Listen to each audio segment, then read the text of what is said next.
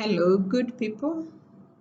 Welcome to the Save Happy Life channel with me, Dr. Rose M. Today we are going to talk about a rather tired but still very relevant topic that concerns us and our children.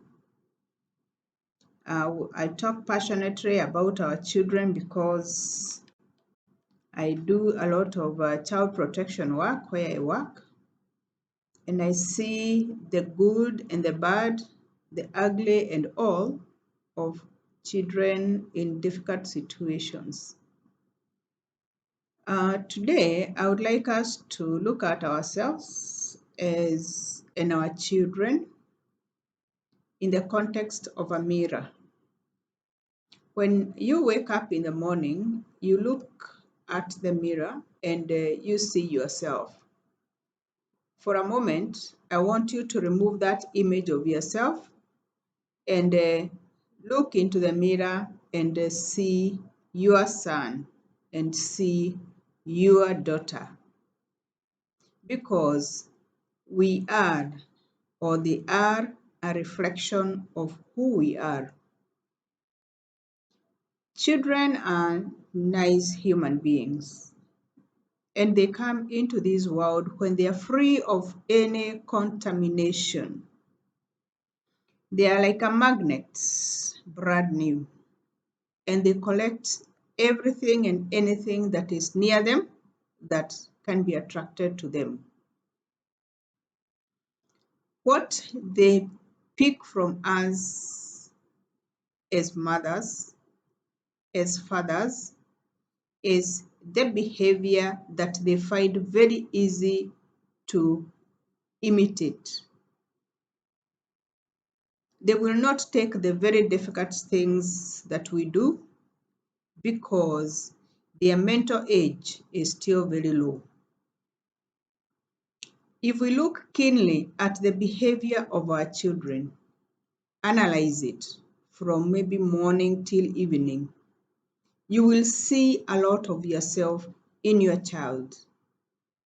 Take your child through 1 week, through 1 month, and through observation, and you are likely to see a lot of yourself in the behavior of your child. That means that we are responsible for the way they behave. A social media picture has been doing the rounds, depicting a school on fire and an adult man holding stones. The narration on that picture is that the man is a parent in that school that is on fire, and he is very unhappy with what the boys have done. Actually, he calls them idiot. Another behavior that possibly the children will pick. But I wonder, would his mother, would his father also call him idiot when he sees him armed to the teeth with stones? Possibly yes. At home, we talk ill of our bosses. Our children pick it up against their teachers. They hear us demean our employment institutions or companies, and by extension, they also start demeaning their schools. Then we sit back and ask, where did they learn all this? What our children have done is that they have made a cocktail of behavior because they stay together in institutions and they borrow from each other. They are still mirroring their own behaviors.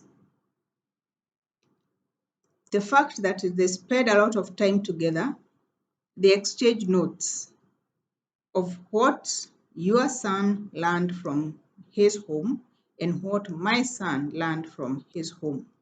And together they make their own behavior, which is what we possibly are seeing in our institutions today.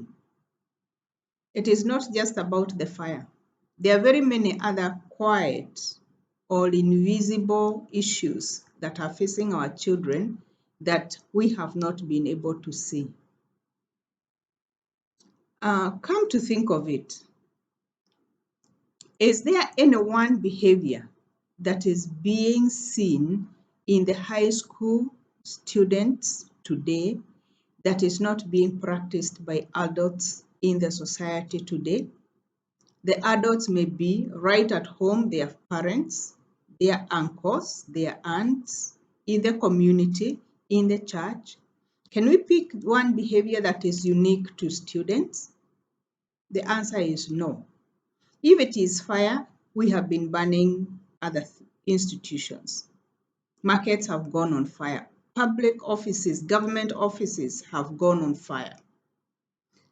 Name it, buses, destruction of property, it's been with us. So when they do what they have been seeing us do, we want to bring down the whole Mount Everest because it is them and not us. Why don't we behave the same when we hear county office X has been burnt down, when we hear government office B has been burnt down, when we hear market B has been burnt down? These children are not acting in isolation. They only become visible because we can put names on them and say, this is school XYZ, this is school B, this is girls' school X. That is the only difference, because they're just practicing what we have taught them in the outside world to do. How many times have we heard that my first sip of alcohol was at home? Countless times. If you see your child having a strange behavior that you cannot identify immediately, don't look at your neighbor's child, look at your neighbor. You will find it there. We say in psychology, monkey see, monkey do. Monkey see, monkey do. If we want the children to change, change must start with us, because they will automatically start mirroring what we are behaving or our behavior. They will start mirroring our change. But for as long as we continue behaving the way we are behaving, this song of these children of nowadays, what is wrong with the children, will continue until Christ comes back or until cows come home. So it is upon us as adults at an individual level, not as a community level, but individually. Behave in the way you would want your child to behave. That way, we shall have sorted out ourselves as the community and gotten rid of this problem of these children going on rampage. Thank you very much. Have you subscribed? Please do. Give me your comments. I will appreciate. And God bless you. Bye-bye.